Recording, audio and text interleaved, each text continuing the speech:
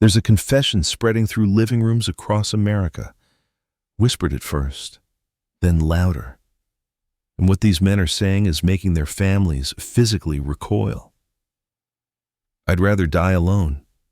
Not die lonely, die alone. There's a difference. And if you don't understand that difference yet, you're about to.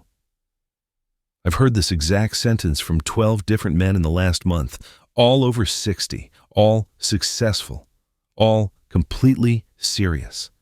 And here's what's disturbing. They're not sad when they say it. They're relieved. Their adult children panic. Dad, what are you talking about? You can't mean that. But he does. And there's something in his eyes they've never seen before. Not depression, not bitterness. Something else entirely. Certainty. Because these men did something most people are too afraid to do. They stopped lying to themselves. They sat down, pulled out a mental calculator, and added up numbers nobody wants to see. On one side, companionship, physical intimacy, someone to talk to. Sounds reasonable, right? On the other side, everything else. And when they looked at that second column, really looked at it, the total was so devastating, so undeniable, that walking away wasn't a choice anymore. It was survival. Your married friends think you're broken. Your family thinks you've given up. But you haven't given up on anything. You've woken up to something they're still asleep to. The question isn't why you'd rather die alone. The question is, what did you discover that they haven't? What calculation did you make that changed everything? Because once you see these numbers, you can't unsee them. And that's exactly what we're about to reveal. You thought you knew what relationships cost. Dinners, vacations, maybe a ring. You were so wrong it's almost funny. The real cost? It doesn't show up on credit card statements. It was the silence in your own home. Walking through your front door and immediately scanning the room, reading her face, her posture, the tone of her greeting. You became a psychological detective every single day, trying to predict what kind of evening you were about to have. Is she stressed? Angry? Silent for a reason or just tired? And then, the adjustment. You'd reshape yourself before you even set down your keys, suppress what you wanted to say, redirect your energy, all before you'd taken off your coat. This was your life. You just didn't have a name for it yet. Emotional labor. Not the kind anyone talks about. Not the kind that gets acknowledged. The invisible work of managing someone else's internal weather system while your own storms went ignored. Remember the hobbies you stopped doing? You told yourself you were too busy. But that wasn't it. They took time away from us. She never said you couldn't. That would be controlling. She just made comments, asked questions, created friction until you stopped on your own. The friends who disappeared? Same thing. Slowly pruned from your life like dead branches. Your weekends became hers. Your money served shared goals that somehow always aligned with her vision. Your peace became a resource you spent maintaining someone else's happiness. Then one day, it ended. And you did something dangerous. You added it all up. Every compromise, every sacrifice, every piece of yourself you'd traded away. The total was staggering. Decades of your life, your energy, your autonomy, gone. But here's what broke you. You realized you'd do it all again, if you dated. So you think maybe you'll try. Just see what's out there. Put yourself back in the game. Here's what's waiting. You download the apps, because that's where everyone is now. Tinder, Bumble, Match. You're 65 years old, reducing your entire life to 6 photos and a bio. You're competing with 500 other men for her attention, her swipe, her maybe. You match with someone. Great. Except she's matched with 47 other guys this week. You're not having a conversation. You're auditioning, performing, dancing like a monkey while she decides if you're interesting enough to keep talking to. You make it to coffee. Congratulations. Now comes the real horror. She hasn't learned anything. 3 divorces, a dozen failed relationships, and somehow, Somewhere, it was always their fault. She's done zero self-reflection, zero work on herself. She's just available, and you should be grateful. Here's her offer. You provide financial security, emotional support, entertainment, companionship on her schedule, help with her adult children's endless drama, management of her moods, her stress, her needs. What does she bring? Her presence. That's it. She exists. And apparently, that's the deal. You're sitting across from her, watching her scroll through her phone between sentences, and you realize she's still shopping, right now, while you're talking. She's keeping her options open. This is modern dating at 60 plus, a game where you prove yourself endlessly to someone who's never satisfied, where you're always being compared, always being evaluated, always one boring conversation away from being replaced by the next match. You drove home that night and sat in your driveway for 20 minutes, not because you were sad, because you were doing math again. And the equation was suddenly very, very simple. You wake up, the house is quiet, not the angry silence, not the passive-aggressive stillness, just quiet. Your coffee, your morning, your thoughts. Nobody's mood to decode before you've opened your eyes. And something hits you, something you didn't expect. You don't want this to end.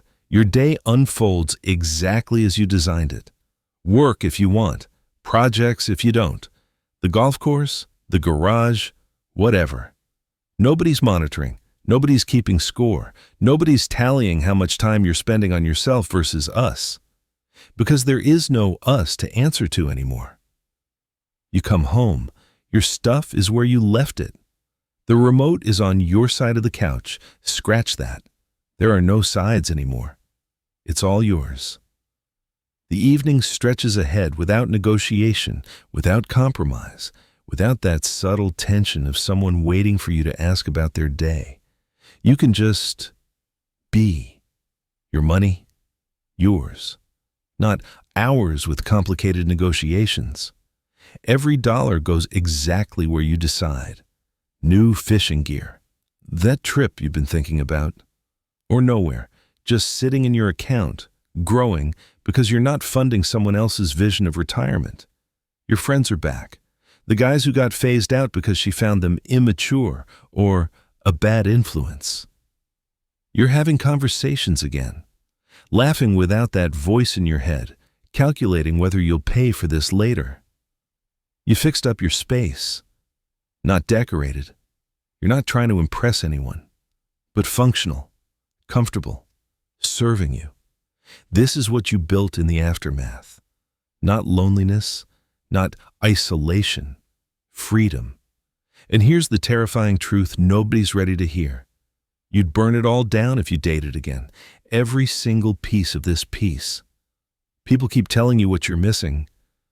Let's talk about what you're actually avoiding. The testing. Oh God, the testing. She cancels plans last minute, watching to see if you'll complain. Mentions another man's name, checking if you'll get jealous. Creates few problems just to see how you'll react. Every single day is an exam you didn't know you were taking, and you always find out your grade too late. You're not missing the surveillance either. The casual questions that aren't casual at all. Where were you? Who's that? Why didn't you text back?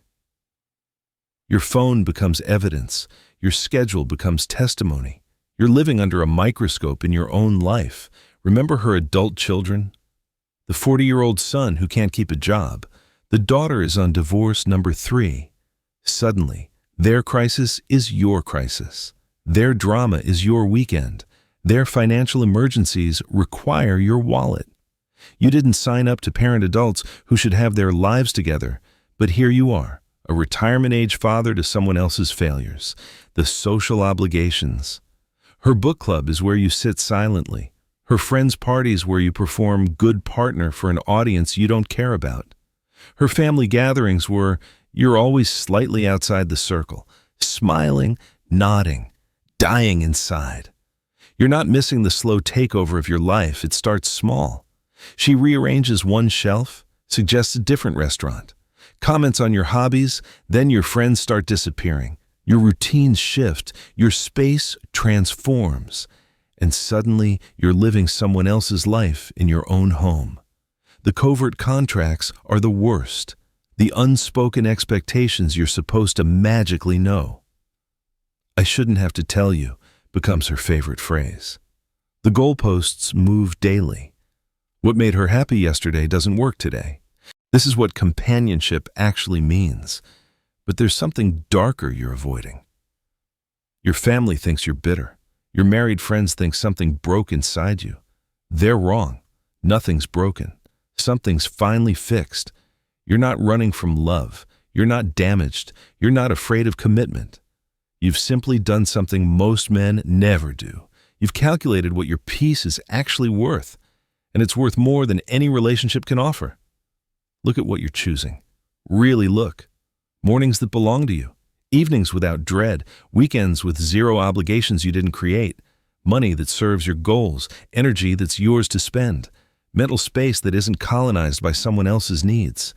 You're choosing yourself. Maybe for the first time in your entire life, not the exciting, dramatic version of yourself, the sustainable one, the one who wakes up without anxiety, without scanning for mood shifts, without preparing for emotional labor before breakfast. Your married friends sit there, exhausted from managing their wives' emotions, and tell you that you need someone. Meanwhile, you're watching their quiet desperation and thinking, "Why would I want what you have?" But you don't say it. Because people trapped in cages get angry at birds who choose to fly. So here's your choice. Crystal clear. You can go back into the game, download the apps, audition for someone who's keeping her options open, trade your peace for companionship, surrender your autonomy for approval, give up everything you've built for everything you've already escaped. Or you can own this decision completely, stop apologizing, stop explaining to people who'll never understand. Stop entertaining the idea that you need to keep looking. You'd rather die alone? You're going to die free, at peace, on your own terms, living the life you built for yourself. That's not failure. That's victory. If this resonated with you, if you felt every word, you're not alone. Drop a comment below and tell me, what moment made you realize the math didn't add up? Share this with someone who needs to hear it. And subscribe, because we're having the conversations nobody else will. Your peace matters. Protect it.